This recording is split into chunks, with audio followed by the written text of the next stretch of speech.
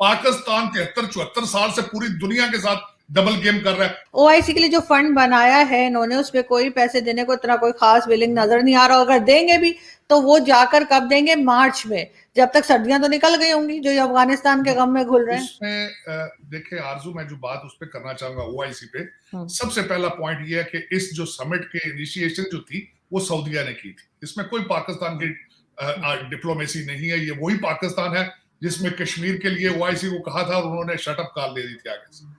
ये Saudi Arabia का initiative था। इसमें थोड़े बहुत जो पैसे दिए वो भी सऊदीया ने दिए, क्योंकि वो भी इस्लामिक उम्मा का एक कवर अपने ऊपर रखना चाहते हैं। ओआईसी का मत, आप ये मुझे बताएं, इस ओआईसी का कोई परफॉर्मेंस बताएं, इसको आज तक बताएं, इनकी अचीवमेंट।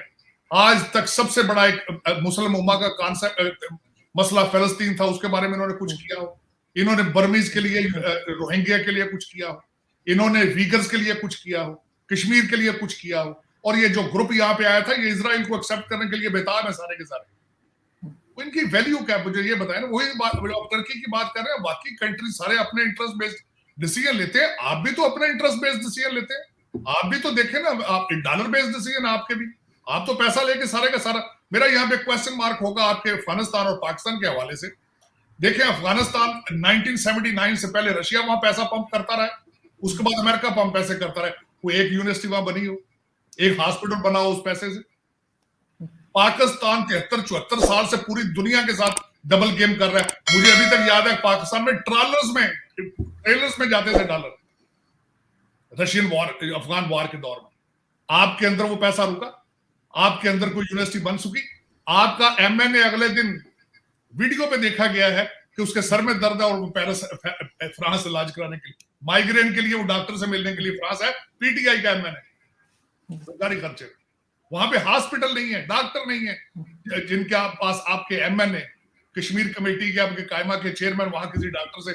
तो वही ना सर, इस तरह के हालात में कौन इनके साथ बात करेगा, कौन इनकी बात सुनेगा और कौन इनको किसी जगह शामिल करेगा?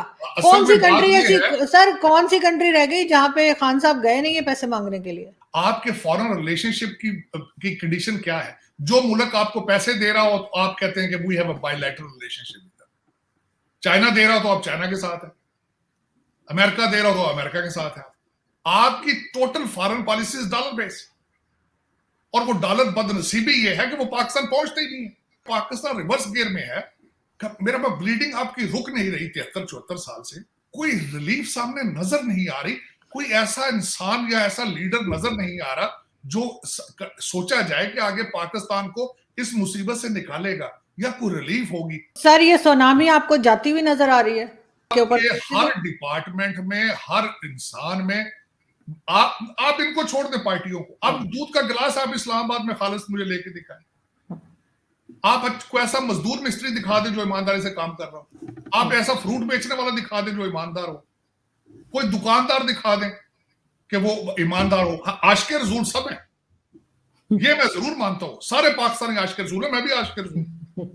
लेकिन हमारे अंदर ना ईमानदारी है ना इस्लाम, और मुझे कोई रिलीफ इन साइट नजर नहीं आ रहा कि आगे जो हमारा एक इंप्रेशन बन गया है पूरी दुनिया में कि पहले नहीं था, ये मैं जरूर कहूंगी, पहले नहीं था कि हम हर वक्त भीख मांगते रहते हैं, हर वक्त कटोरा लेके घूमते हैं। ये इंप्रेशन इमरान खान साहब का ही दिया हुआ है। वरना ठीक है, लोन्स पहले भी लिए जाते थे, मगर ये हाल नहीं था। क्या वो लोग संभाल पाएंगे मुल्क? यू आर अ जर्नलिस्ट, आप सारी चीजों पे, हर चीज पे इनकी नब्ज पे हाथ रख के देखती हैं। आप मुझे ईमानदारी से बताएं, आपको नजर आती है रिलीफ कहीं से? सर कहीं से नहीं sir. End of the tunnel आपको रोशनी नजर आती है कहीं से? नहीं सर, मुझे तो नजर नहीं आती। मुझे तो कोई उम्मीद नहीं है इन लोगों से। और साथ साथ मैं लोगों को देखती हूँ वो डर गए, जिन लोगों के पास थोड़ा बहुत मतलब वर्किंग क्लास है, अपने पैसे बैंक में उन्होंने जाहिर रखे हैं कि कभी कोई कहता है गाड़ी लेनी है, किसी को घर या कुछ भी, वो डर गए कि जी ऐसा ना हो कि ये हमारे पैसे पकड़ के बैठ जाए और कहें कि नहीं जी बैंक्स को मना कर दें कि किसी को पेमेंट ना करो। तो इस तरह का खौफ भी लोगों में देखा गया है। होना चाहिए। हाँ। देखिए आपके इस वक्त मुझे कोई कहते ना एंड ऑफ द टनल कुछ नजर आ रहा हो, कुछ नजर नहीं आ रहा। जावेद चौधरी साहब का आज का आर्टिकल है कि उसमें कि काश मैं बांग्लादेशी होता। उनका इस टाइम ये तो मैं भी कहती हूँ कि काश ऐसा होता, काश हम बांग्लादेशी। वो आर्टिकल मैं समझता हूँ कि हर पाकिस्तानी को पढ़ना चाहिए। उन्होंने शुरू किया था नेहरू की मिसाल थी कि नेहरू साहब जब प्राइम मिनिस्टर बने तो सबसे पहले वो गांधी साहब के पास गए तो उन्होंने कहा बापू ये बताएं कि आप इंडिया को कैसे चलाना है। उन्होंने कहा था अगर आप पॉपुलर प्राइम मिनिस्टर बनना चाहते हो तो 3 चीजों पर ध्यान रखना, कभी इंडिया में, भारत में महंगी ना हो। वो 3 चीजें क्या थी? उन्होंने कहा आटा, साइकिल और मूवी का टिकट। ये 3 चीजें महंगी करोगे तो पॉपुलर प्राइम मिनिस्टर नहीं रहोगे। और ये फाउंडेशन बनी वहां से। आटा गरीब आदमी की खुराक है, महंगा आज भी नहीं है। दूसरा साइकिल है, मोटरसाइकिल आ गया, अभी भी सस्ता तरीन है वहां पे।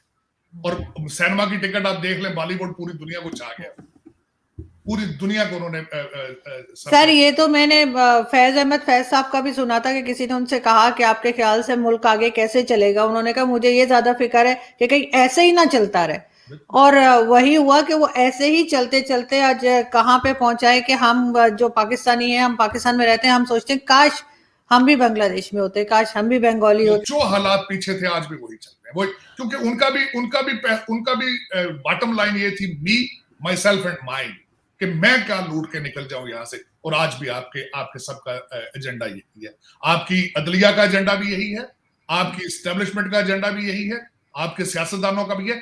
करप्शन के लिए इन्होंने एक अलायंस बना रखा है। ये सब एक जैसे है। आपकी और अफगानिस्तान की 2 मुश्तरका चीजें हैं। आप डबल गेम खेलते हैं और दोनों करप्ट तरीन है। आपकी ये दोनों मुश्तरका है, पाकिस्तान और अफगानिस्तान की। ना आप पे कोई एतमाद करता है, ना अफगानिस्तान पे एतमाद करता है। आपके प्राइम मिनिस्टर साहब ने अमेरिका बैशिंग स्पीच की वहां पे, बिल्कुल उन्होंने डायरेक्ट अमेरिका के साथ बातें की हैं। अमेरिका ये नहीं सोच रहे कि अमेरिका अभी अपनी पूरी गुडविल जाया करके पूरी दुनिया में वहां से जिस तरीके से निकला है, अपने 13 मरीन सोल्जर्स जो 19-19 साल की, उनकी लाशें अपने कंधों पे उठा के गए और आप पे डॉलरों की बारिश दोबारा शुरू कर दे, जब आप उनकी बातें भी नहीं सुन रहे। अब मैं यहाँ पे कोट करना चाहूंगा कि अमीर मुत्तकी साहब का एक स्टेटमेंट थी कि आरजू के नवंबर में उन्होंने कहा हमने 20 साल अमेरिका की जबरदस्ती या दोस्त को एक्सेप्ट नहीं किया, आगे भी नहीं करेंगे। और उन्होंने कहा कि इंक्लूसिव गवर्नमेंट जो हमें बार बार बाइडेन एडमिनिस्ट्रेशन कह रही है, अगर हम इनको कहें कि ट्रंप को अपनी कैबिनेट में रख लें तो वो रखेंगे। ये जवाब है। और ऊपर से कहते हैं डॉलरों की बारिश करो, $9 बिलियन भी दो। और वो डॉलर ले जाके सर आपको पता है कहाँ जाते हैं और कौन खा जाता है।